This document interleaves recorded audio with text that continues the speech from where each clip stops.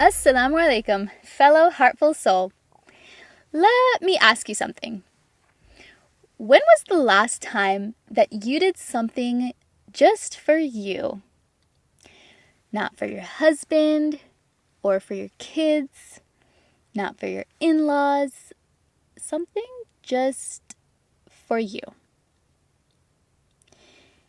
And if you just said, I can't even remember, then you are exactly who I'm going to be talking to today.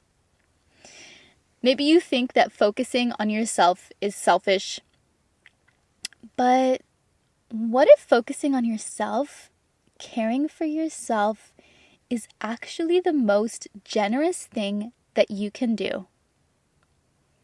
For those of you who are new here, I am Maria, the founder of the Heartful community.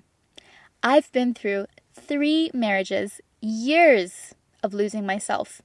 I've been through exhaustion, resentment, all of it.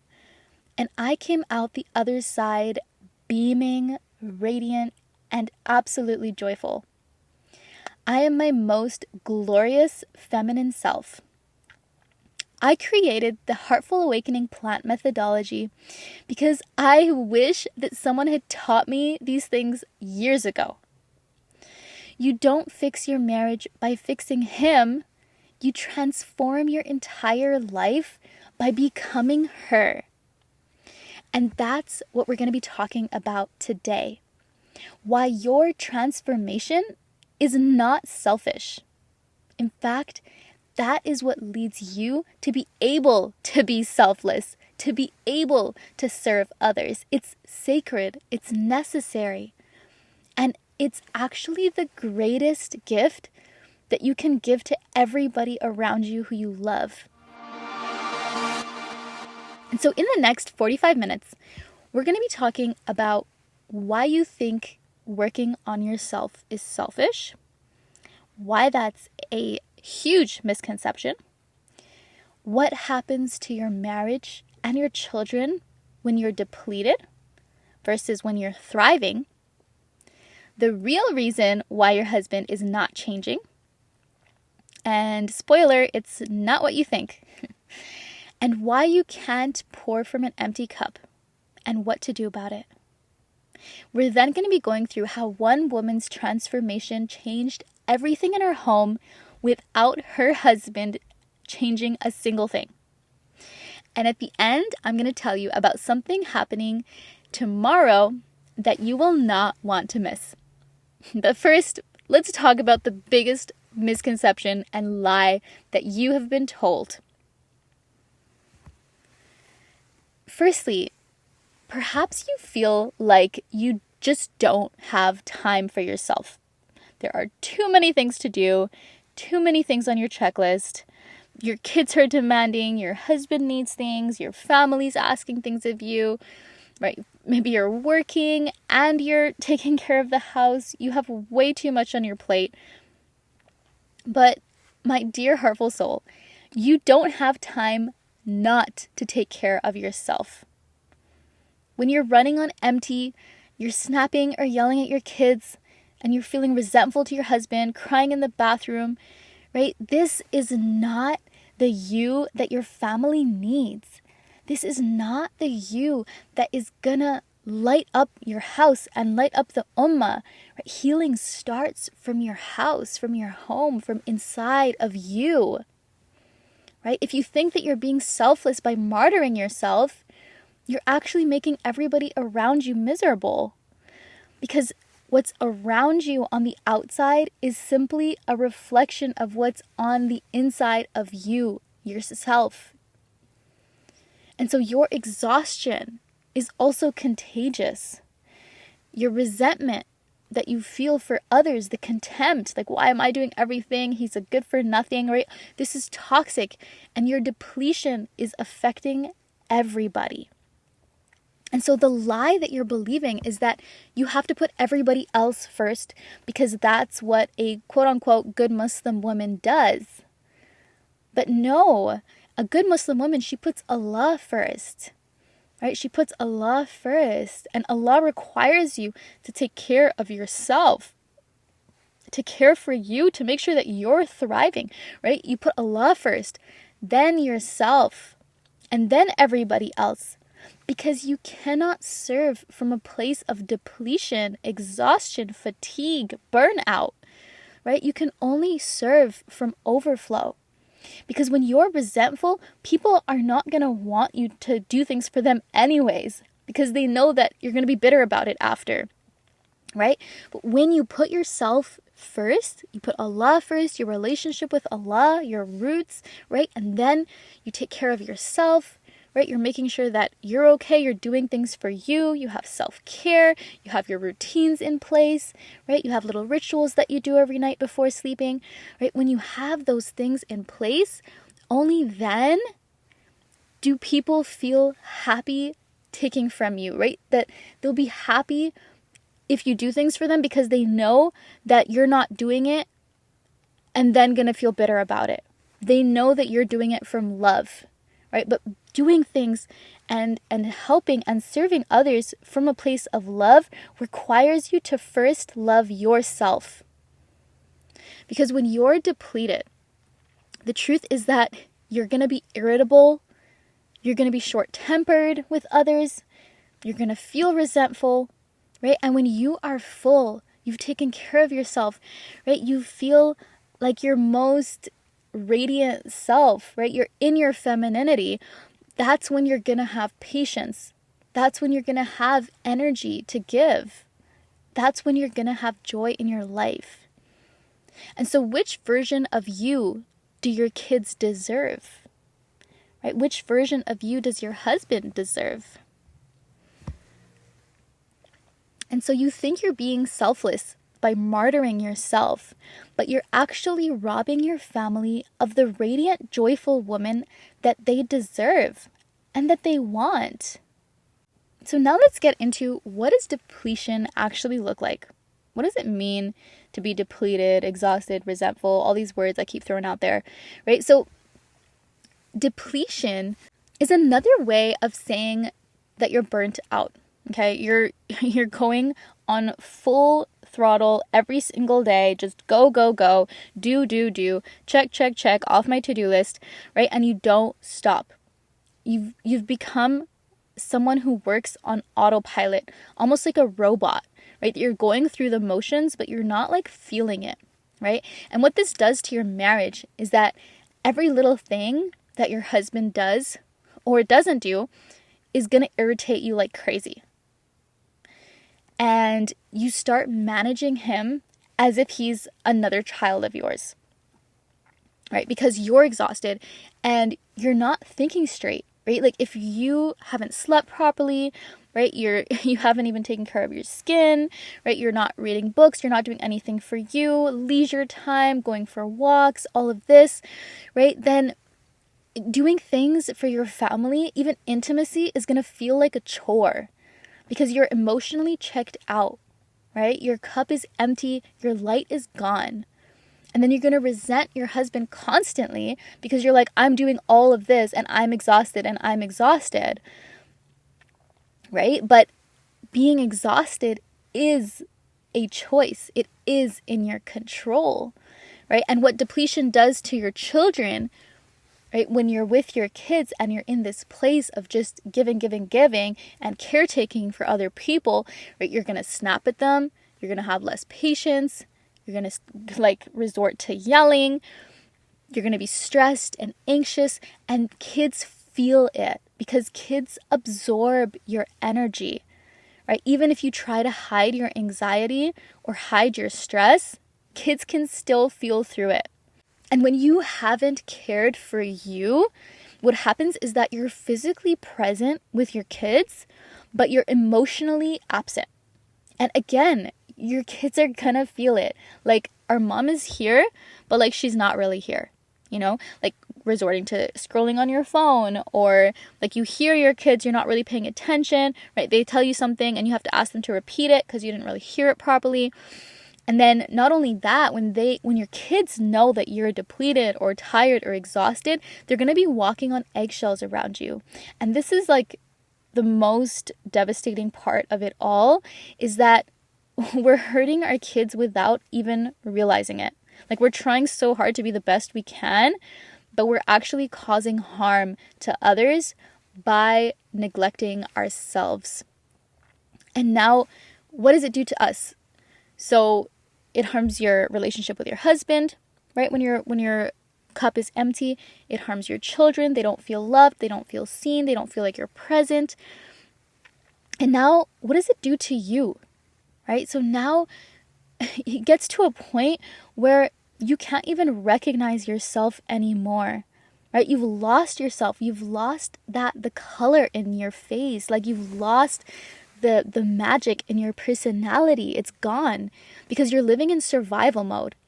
And when you live in survival mode, it brings out the masculine in you, right? Because that is a masculine energy, is that hustle, the survival, the do, go, right? As women, we're not supposed to live like that. Like, it doesn't come naturally, and it's not in alignment with our natural disposition, with our fitra. Like, we are such spiritual beings as women, and maybe men resent it, but we are spiritual. Like, we have this innate wisdom in us that we can access. But what happens when you're in survival mode and you're in that masculine, like, just the masculine doing mode, we lose that. You lose your joy, you lose the magic, and you're anxious all the time, right? You're crying behind closed doors when nobody's there, fantasizing about escaping or running away, going on vacation somewhere so you could just have like a week or two to yourself. Like, it's too much. It becomes too much for you, right? So all this goes to show that being depleted and giving and giving and giving to others without giving to yourself is not something noble, okay? It's actually destructive. You're not sacrificing for your family, but you're sacrificing your family's peace. And when you are depleted, when you are not cared for because you're not prioritizing yourself, the entire home feels it. Your stress becomes their stress. Your resentment becomes their chaos, right? You're not protecting anybody by martyring yourself, by self-abandoning, okay? You're actually drowning them, and you're drowning yourself. Now, let me tell you about a sister that I worked with, okay? Let's call her Amina. So Amina came to me and she was exhausted. She was resentful, especially of her husband. Okay, she had been married for 5 years and she said, I don't even like my husband anymore. I don't like him. I don't like seeing him. Like, just seeing his face bugs me. Like, I'm just going through the motions. And she was managing him all the time. She was waking him up for work, reminding him of appointments, tracking his prayer times. She had him on GPS all the time, watching his location. She was organizing his whole life. And she was martyring herself. Okay, she would cook him elaborate gourmet meals, and meanwhile, she would resent every minute of it. She was mothering him, and she had completely lost herself. Okay, she started drowning in anxiety all the time, and she was wondering what was wrong with her. And so I told her, I said, stop focusing on him and focus on you.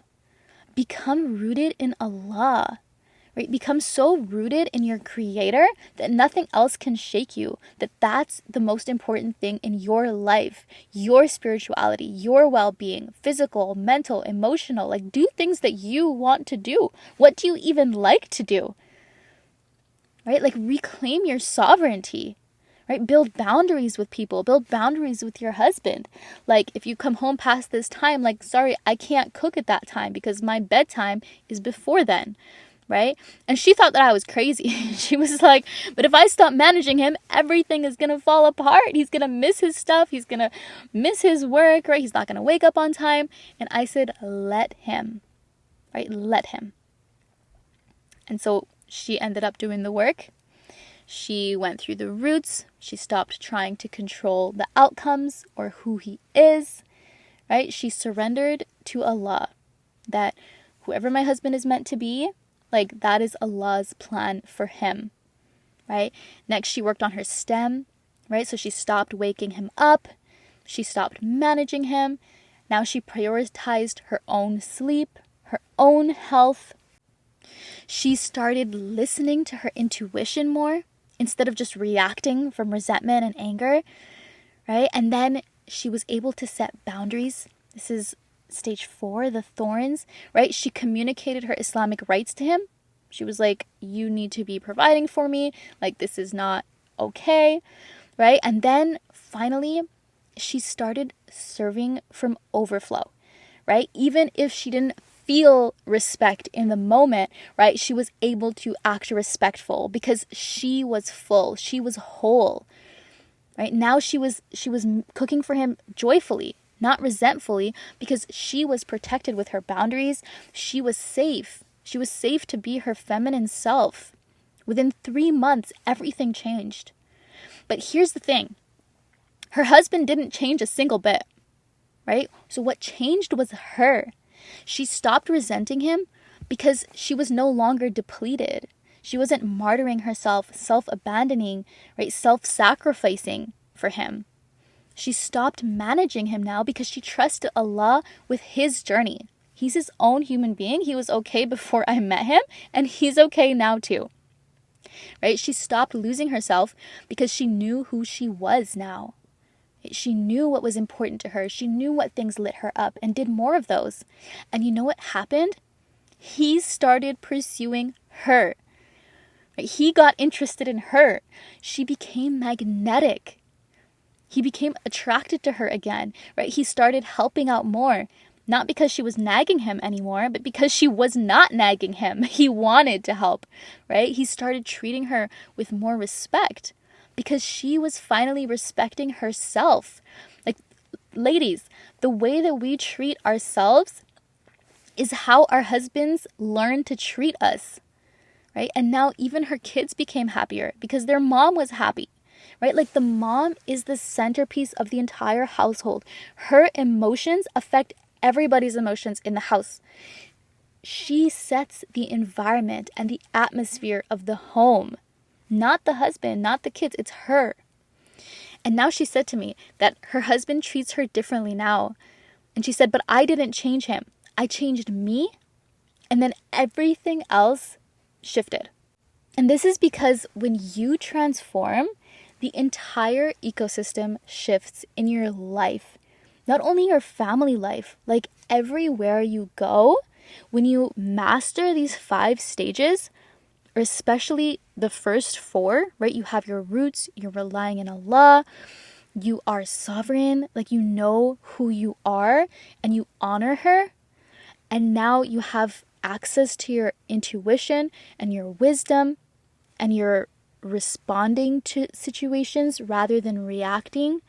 And you've set boundaries in place, you know your thresholds, and you know how much you're willing to tolerate before your light starts dimming, and you do not compromise on those things ever.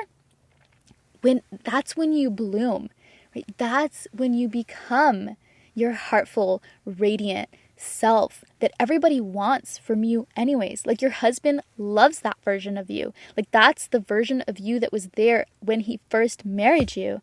And so you don't need to fix him. You don't need to change him, nag him more, manage him more, stop going out with the guys, stop going there, why are you taking so long to come home, blah, blah, blah, etc. Right? You need to become her. You need to become that radiant, boundaried, sovereign, rooted self, right? And that's when your entire life is going to transform. Right? So Amina didn't change him. She changed herself, and then her marriage, her children, and her entire life transformed. And that's the magic of the work we're doing here. So now I want to go a little bit deeper than the expression we all hear that you cannot pour from an empty cup. Okay, because we've all heard that before. You can't pour from an empty cup. Fill your cup before you give to others, right? Put your own oxygen mask on first, right? Just like in the airplane, take care of yourself and then you can help others, etc., etc. You've heard it all, right? But here's what they don't tell you. The cup metaphor that, you can't give from an empty cup, it's quite inaccurate, okay? Because as a woman, you are not a cup, okay? You're not a cup. You're a plant, a flower, right? You bloom because cups, they need to be filled from things outside of them, right? From water, coffee, whatever you're putting inside your cup, right? It's external. It's being filled by something external. But plants, you see, they grow and they develop and they transform from the inside out when they're rooted in the soil, right? They have their roots in place and the transformation is inside.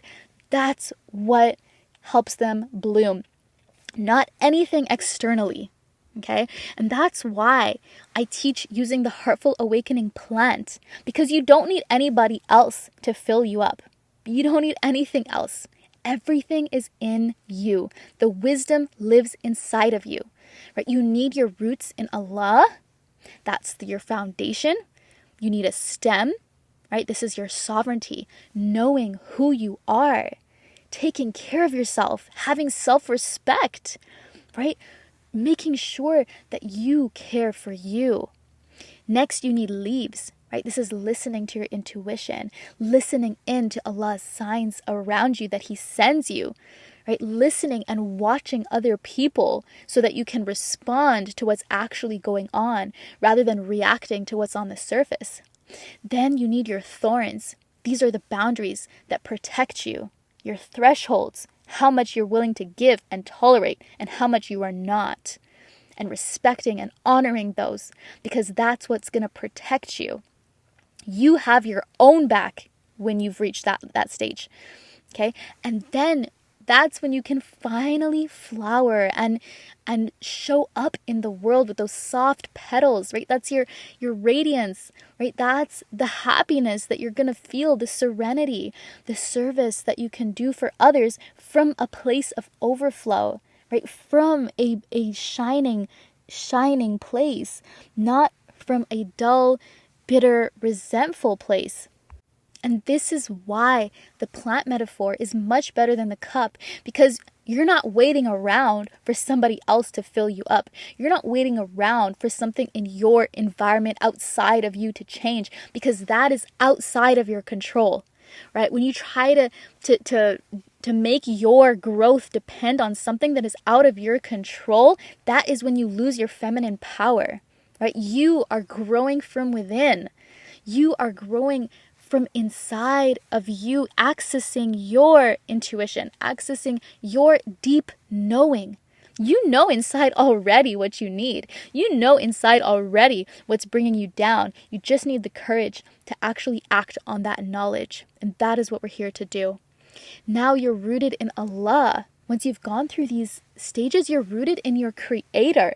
And so you're non-mess-withable. Like, people can't mess with you now because you are anchored in the source of everything. You're anchored in Al-Baqi, the everlasting, right? The most powerful one, Al-Jabbar, right? He is the one who fixes things that are broken. And you are now rooted in Him. So nobody can mess with you now, okay? Nobody can manipulate you now, because Allah comes first. Now you're no longer dependent on people, right? You're not seeking validation from other people to give you permission to do what you know deep down that you've got to do. You don't need people to clap for you, because you know that your Rabb is happy with you and He is supporting you and He's got your back too, right? And when that happens, you're blooming naturally, right? Naturally, you're going to vibrate higher. Okay, you're not forcing it. It's simply a natural consequence of taking care of yourself. Okay, so you are not a cup waiting to be filled. Okay, you, my friend, are a plant who's growing from her deep roots. And when you're rooted, you're gonna bloom naturally and organically. So let's return to the idea that your transformation is a gift to others. It's a gift to the world. Okay, so perhaps you might have thought before that working on myself is selfish, right? I should put everybody else first. That makes me a good Muslimah, right? Like, for me, I always think of the narration of the Sahaba, radiallahu ta'ala anhum, right? They were on the battlefield and they had nothing to drink, right? They were on the verge of death. And when someone brought them water, they said, no, him, because someone else would make noise. And they said, no, don't bring me the water, go to him because he's suffering more, right? And then he would go to that guy, and then he would say, no, go to him because he's making noise, right? And then nobody would take the water. And then eventually all of them passed away because they kept wanting to give the water to others, right? And when we hear stories like that, we think that, oh, I should do that in my life, right? That I should just give to others, give to others, give to others, not realizing that you are a woman and your energy actually directly impacts the energy of everyone living in your home, right? And so you making sure that you're hydrated and well nourished and well cared for and that you slept enough is a gift to your family, because when you're running on fumes, you can't give much, right? And your family needs you. Like, your kids need you.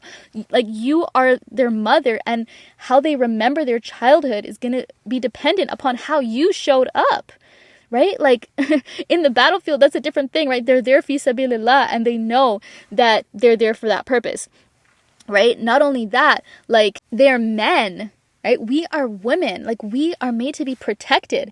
There's a reason why the women folk are at home, right? We're a different genus, and our path to Allah is much, much different than the path to Allah for men. Because when you invest in yourself, now your children get to enjoy a present mother, right? Who's patient with them, who's no longer yelling, right? She's her best self. Like, their childhood gets better 1,000 times fold. Now your husband gets a joyful, playful wife, right? Like, he already has to deal with the stresses of going out and providing and the stresses of the world. Like, when he comes home, he wants that playfulness. He wants that joy from you. He wants you beautiful, right? He doesn't want you depleted. Now, when you transform, your house becomes a sanctuary, right? It's no longer a battlefield, right? Where you're arguing over every little thing, irritated all the time. And your home is meant to be your sanctuary. It's meant to be a place of peace. Like, that is where you pray. That is where, you're doing your dhikr, your adhkar, and you're teaching your children. Like, all of these beautiful things you're doing in your home, it needs to be peaceful. You've got to be free of chaos. Like, that's your old life now. We're finished with that. We're not doing that anymore. Okay? And so your transformation is the greatest gift that you can give your family. Like, pouring into yourself is pouring into your family, right? Because when you are rooted, when you're joyful, when you're radiating, you're a beacon of light, everybody around you is going to benefit from it. And that's why this work that we're doing is not selfish. Okay, this is sacred, because Allah created you to thrive, okay, not just to survive. We're not here to struggle in misery, right? Allah subhanahu wa ta'ala tells us in the Quran to be grateful, right? He wants us with positive vibes. The Prophet sallallahu alaihi wasallam himself was the most optimistic person. Even in difficult times, he was always positive. And it's not to say that we never struggle. We do. We feel our emotions, but then we learn from it. And we honor ourselves. We honor our needs. Because when you honor yourself, you're honoring Allah's creation. Like, you are part of Allah's creation. Just like we pour and we water into the plants and the flowers, and we take care, we feed the birds, right? Like, we are honoring Allah's creation, but we are part of it.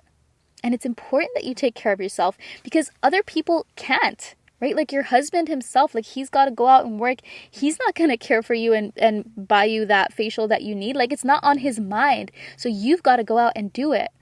And taking care of yourself is taking care of the amana, the trust that Allah gave you, which is your body and your soul. Right? The Prophet Muhammad, peace be upon him, he said that your body has a right over you. Your soul, your nafs has a right over you. And so taking care of yourself is actually an Islamic obligation, that you have to take care of yourself. Like, your body has rights upon you. And when you do this and you transform and you become the highest version of you, that is in fact the most generous and sacred thing that you can do for the people who you love, for the people who are closest to you. Because it's easy to put on a mask and act nice for people outside.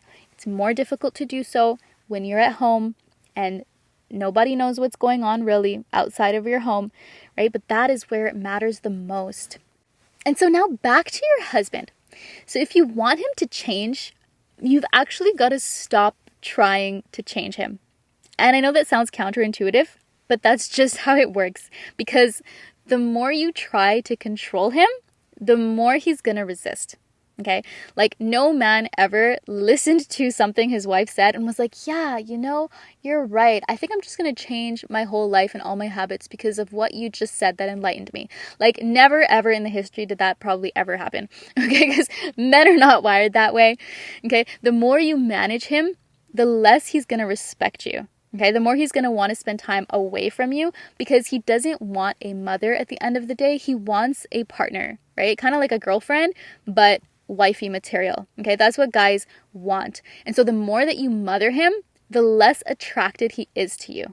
Okay, because men are not desirous of their mothers, right? Like, maybe you took that role at the beginning or even in the middle of the marriage after having kids, perhaps, right? And then you wondered where the attraction went, right? How come we used to sleep together more and now it's like more rare, right? But the energy that you bring to the table, the energy that you're bringing to the marriage affects all of that. Okay? And so what actually works in the marriage for a man to show up as his best self, masculine, protector, provider energy, right? It's when you become rooted in Allah, you're rooted, you're self-respecting, okay? You respect your own self. You value your own self. You value your own needs, right? This is going to teach him to value your needs. The more you do it, right? You're going to become more graceful, right? And when you stop managing him, martyring yourself, right? Giving when you really have nothing to give instead of setting a boundary, right? And when you stop manipulating, right? Sending hints, right? Not being direct with what you want. When you set boundaries and you honor yourself, okay? And you become the woman that you were always meant to be, that is when your man is going to change. Okay, that is when your husband is going to start showing up differently because you show up differently. Now you've set higher standards for him. Like, no. This disrespect thing, you belittling me, like, I don't tolerate that. Like, when you do that, I'm just leaving the room. Like, I'm not even going to engage with you anymore because I'm above that. Okay, and so what happens then when you show up differently is one of two things. Okay, either he learns to rise so that he can meet you. Okay, that's what happens most of the time, right? Unless there's something seriously wrong, right? Like, he's going to see that you're more self-respecting. He's going to be in awe of you, like in wonder, how did she change, right? Like, I love her, but I'm also uncomfortable because I don't know how to deal with her because, like, I can't be as, like, casual. I can't, like, just make fun of her the way I used to, right? Like, he's going to have to show up differently because you're showing up differently, right? Like, you've now become that high-value woman, and he's like, what am I supposed to do to match her, right? But he's going to figure it out. He's going to figure it out because when you are your highest self, it will inspire him to also be his higher self, right? Like, you're going to inspire his change without saying a word, right? So that's the first option, is that he learns, he adapts, and he changes. The second thing that could happen, possible outcome, is that he reveals that he's not actually capable of the marriage and of the relationship that you deserve. Okay, so what could happen if the man is, let's say he's abusive or he has NPD, narcissistic, whatever, in any of these cases, right? In some cases, he won't be able to rise, okay? And when he sees you leveling up, it's gonna unmask his insecurities and show where he's lacking, and this will make him highly uncomfortable. And so he'll start criticizing you, belittling you, putting you down, like wanting that old unhealthy version of you, okay? And when he does that, then you've got your answer that, like, if you were to stay with him for the rest of your life, like, you would have lived in misery forever, okay? Because some men are not capable of changing. They're not capable of growing. And so the longer you stay with them, the more you're going to be hurting yourself, okay? But either way, when you transform yourself from the inside out, you win, okay? So either your husband meets you. That happens most of the time. Or you just learned that you were married to somebody who's not very healthy. Okay. And so if you want him to change, you've got to stop trying to change him and become her instead. And when you become her, then just watch what happens. All right, sisters. If you're still with me, you're probably thinking one of two things. One, this sounds amazing, but I don't know how to do this. Or two, I've tried everything. I've tried all of this and nothing works. But here's the thing. You cannot do this alone. Okay, I tried for years and years to transform myself in isolation. I was like, I don't need anybody. I could do it myself. I read all the books. I listened to all the podcasts. I went to therapy. I went to psychologists, psychotherapists, psychiatrists, all of it. And I stayed stuck. Okay, what changed everything for me was finding my community, finding people, right? As the saying goes, the lone sheep gets eaten by the wolf. The lone sheep gets eaten by the wolf.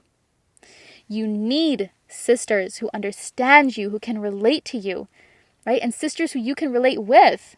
That's how you start to feel like you're normal, right? Nothing is wrong with you. You need accountability as well. And you also need to be witnessed, right? You need to be witnessed in a non-judgmental environment, right? You need a garden of fellow flowers around you. And that's why tomorrow, November 1st, 2025, the Heartful community officially launches. Okay? And here is what you get when you join as a founding member. You're going to get the complete 7-module course. Okay? You got module 1, which is your roots. This is tawakkul. You're anchoring yourself in Allah. You're learning step by step how to do it. There are 6 lessons. I go through everything that you need to know for this first stage. Next, module 2, we go through the stem. This is your sovereignty, your self-respect, your self-care, reclaiming yourself and who you are authentically, right? Going back to your fitrah. In module 3, we go through the leaves stage. This is listening, trusting your intuition, responding with grace. Module 4, we go through the thorns. These are your boundaries that protect your peace. We go through step by step how to set boundaries with people, when to set boundaries, what are your Islamic rights, what are the boundaries that every woman should set with her husband. Module 5 is the flower. This is your heartful radiance where you learn to serve from overflow, right? You're basking in that joy, in that serenity. You have hope for a bright future. And then module 6 is the garden. This is where we learn how to thrive in community, so we're never alone ever again. And then we have a bonus module, which leads to leadership for those who are called to guide others. In the community, we have daily heartful majalis. Okay, these are gatherings where heartful souls come together Monday through Friday on live Zoom calls. We read one of the I Am Her stories of Muslim foremothers. These are pious and righteous Muslim women in Islamic history who put these 5 stages, or 6 if you want to include the garden, into practice. They went through the same stages of transformation that we are going through. Okay, so we're going to read their stories and then we share vulnerably, okay, where there's no advice given. I don't even give advice, okay? There's no judgment. We are simply there to witness each other, to listen, to send love. We witness each other's transformation hand in hand virtually. And then on Saturdays, we have another majlis. This is the garden gathering. Okay, this is your weekly Q&A with me, where you can ask about your specific situation, whatever you're going through, so you can have clarity, you can get guidance and support directly from me once a week. Then we have the I Am Her stories that we're going to be reading. There are 365 of them.